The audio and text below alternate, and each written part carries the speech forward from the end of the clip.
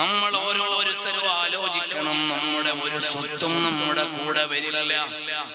നമ്മൾ നാളെ മരണപ്പെട്ടു പോയാൽ നമ്മുടെ കൂടെ വരാൻ നമ്മൾ നിസ്കരിച്ച നിസ്കാരവും നമ്മൾ നിർവഹിച്ച സൽക്കർമ്മങ്ങളും അല്ലാതെ ഒരാളും നമ്മുടെ കൂടെ വരില്ല.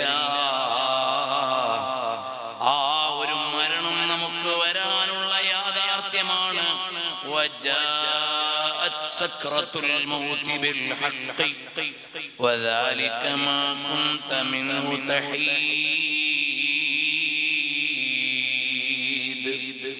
മരണം ഒരനിഷേധ്യമായ യാഥാർത്ഥ്യമാണ്.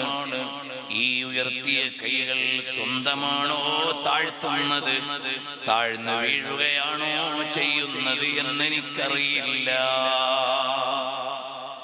അതല്ലേ നമ്മുടെ ഓരോരുത്തരുടെയും